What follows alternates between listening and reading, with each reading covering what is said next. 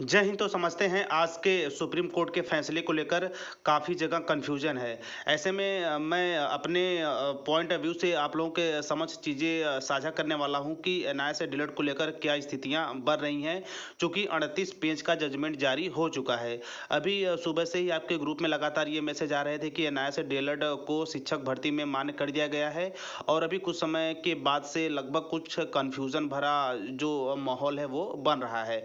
तो ऐसे में आप वीडियो के अंत तक बने रहेगा, ऐसा मैं आशा करता हूं। जहां से एनआईए से डीएलएड को शिक्षक भर्ती में या सुप्रीम कोर्ट के द्वारा शिक्षक भर्ती में अंदर किया गया या बाहर, इसके साथ साथ और क्या मुख्य मुख्य बिंदु हैं उसके भी संबंध में सारी चीज़ों को समझेंगे। तो ऐसे में सबसे पहली बात एक यहाँ पे मैं स्पष्ट करना चाहूँगा वीडियो के प्रारंभ में कि एनआईए से डीएलएड पूरी तरह से वैलिड कोर्स है।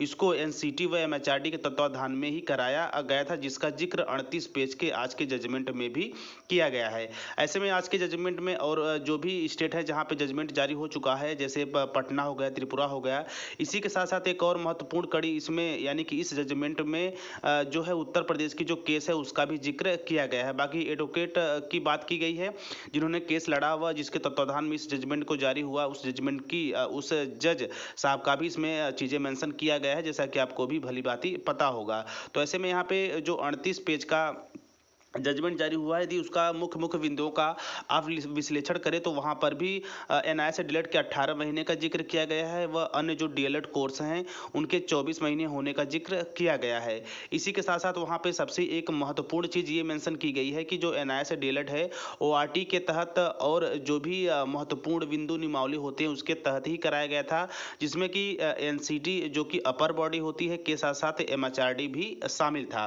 इसी क्रम में एक और महत्वपूर्ण चीज ये भी इसमें जिक्र किया गया था कि यह जो कोर्स है यानी कि जो कोर्स था एनआईए से डीएलएड वो इन सर्विस टीचर्स के लिए था, और इसमें ये नहीं कहा गया था कि इसके बाद उन्हें शिक्षक भर्ती में मौका मिलेगा या फिर नहीं मिलेगा। ऐसे में एनआईए से डीएलएड बीएड, एनआईए से डीएलएड वर्सेस बीएड केस की इस महत्वपूर्ण यदि केस का विश्लेषण किया जाए, स्पेशली एनआईए से डीएलएड को लेकर, तो हर एक जगह कन्फ्यूजन है, क्योंकि जो कहीं न कहीं चयनित है उनके भी मन में अभी शंका बनी हुई है।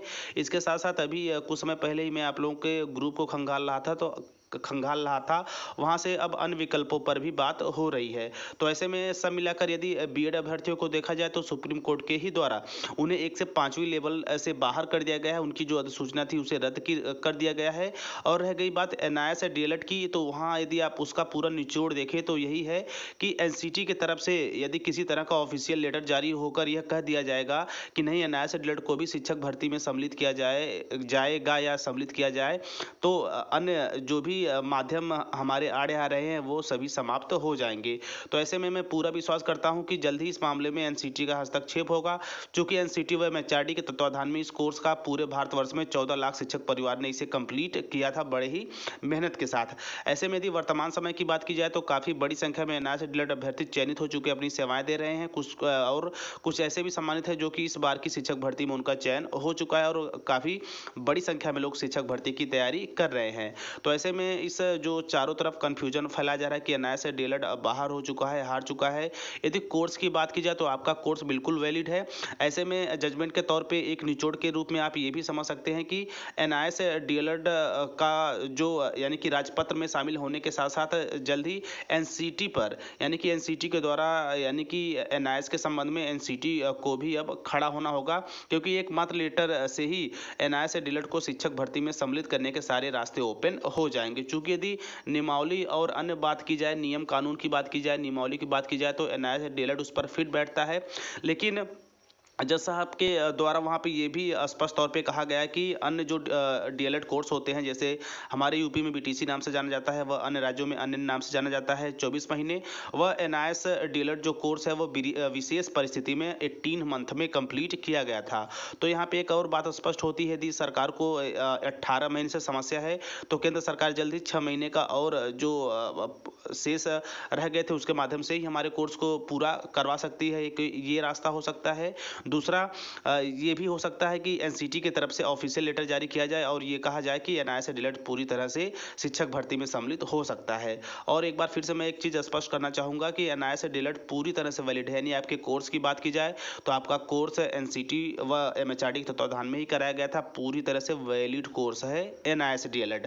ऐसे में केवल समस्या यहाँ पे है शिक्षक भर्ती में सम्मिलित करने और न सम्मिलित करने की। तो ऐसे में यहाँ का जो ये सफ़र है, यानी कि समस्याओं का ये सफ़र प्रारंभ हुआ था उत्तराखंड के शिक्षक भर्ती में, जिसमें 2600 कुछ संख्याओं का विज्ञापन जारी हुआ था, जिसमें नियमावली में प्रारंभ में एनआईए से डीएलएड को सम्मिलित नहीं किया गया था। लेकिन इस मुद्दे को लेकर बीएड अभ्यर्थी व एनआईए से नैनीताल यानी कि उत्तराखंड नैनीताल हाईकोर्ट पहुंचे, जहां से एनआईए से डीएलएड की ऐतिहासिक जीत हुई, जिसे लेकर जो है मामला सुप्रीम कोर्ट में पहुंचा। तो ऐसे में एक बार यहाँ पे सरकार खुद यानी कि सरकार व्यक्तिगत रूप से एनआईए से डीएलएड के को पक्ष बना के लड़ रही थी। ऐसे में एसएलपी व तमाम डेट रखने के बावजूद आज 28 नवंबर 2023 को एक महत्वपूर्ण जो है फैसला सुनाया गया, जिसे लेकर काफ़ी बड़ा कन्फ्यूजन है। तो ऐसे में बस मैं यही कहना चाहूँगा कि एनआईए से डीएलएड पूरी तरह से वैलिड है। अभी भी कुछ रास्ते हैं जो आप लोग को शिक्षक भर्ती में वैलिड करेंगे। बाकी अन्य अन्य जगहों से अन्य अन्य खबरें आप देख ही होंगे कि तमाम चीज़ें निकल के आ रही थी, जो कभी एनआईए से डीएलएड को लेकर कुछ कभी सोचते नहीं थे, जानते नहीं थे। आज वो एनआईए से डीएलएड को बाहर हो गया है, हार गया है, एनआईए से डीएलएड वालों का जीवन बर्बाद हो गया। ऐसी कई सारी नकारात्मक चीज़ों को फैला रहा है। तो ऐसे में बस मैं यही कहूँगा कि 38 पेज का जो जजमेंट है उसका एक बार फिर से मैं विश्लेषण करूँगा और उसकी एक एक बिंदुओं से आप लोगों को रूबरू कराऊंगा, ताकि आगे चलकर आप बिल्कुल सकारात्मक और अपने कोर्स को लेकर बिल्कुल गंभीर रहें। बाकी आज का जो जजमेंट है वो अपलोड हो चुका है, 38 पेज का है वो। उसका हिंदी वर्जन या उसकी जो मुख्य मुख्य बातें हैं उसके साथ मैं सुबह आप लोग के साथ अवश्य रूबरू होऊंगा।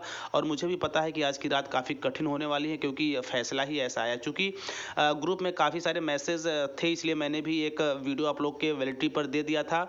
चूँकि मैं अभी भी उसके पक्ष में हूँ, क्योंकि एनआईए से डीएलएड पूरी तरह से एक वैलिड कोर्स है और एनसीटी के द्वारा अप्रूव है। आपको भी पता होगा कि एनसीटी एक जो है कि बॉडी होती है शिक्षक भर्ती के नियमों व शिक्षक भर्ती में किसे सम्मिलित किया जाना है, किसे नहीं किया जाना है, उसके संबंध में नियम कानून बनाने की। यदि भारत के राजपत्र की बात की जाए तो आप देख ही रहे होंगे कि उसमें भी एनआईए से डीएलएड को सम्मिलित किया गया है। चूँकि जल्द ही एनसीटी की तरफ से, ऐसा मेरा पूर्ण विश्वास है, जल्द ही एनसीटी की तरफ से एक ऑफिशियल लेटर पूरे भारतवर्ष के लिए जारी होगा कि एनआईए से डीएलएड पूरी तरह से वैलिड है। बाकी जजमेंट का एक एक जो है चीज़ मैं जल्दी लेकर आप लोगों के समक्ष उपस्थित रहूंगा। और आप लोगों को हताश होने की आवश्यकता नहीं है कि एनआईए से डीएलएड बाहर हो चुका है। अभी भी कई रास्ते हैं, क्योंकि एक रास्ता बंद के बाद कई सारे रास्ते ईश्वर खोलता है। तो बिल्कुल आप लोग बने रहिए, आपको हताश नहीं होना है। फिर मैं टीचर टर्निंग पॉइंट चैनल के माध्यम से कहना चाहूँगा कि आपको हताश नहीं होना, क्योंकि काफ़ी सारे कन्फ्यूजन हो रहे थे, इसलिए मैं एक वीडियो आप लोगों तक पहुँचाने का काम कर रहा हूँ। और मैं आशा करूँगा कि आप पूरा वीडियो अंत तक देखेंगे और अपने जो शुभ विचार होंगे वो कमेंट बॉक्स में अवश्य से साझा करेंगे।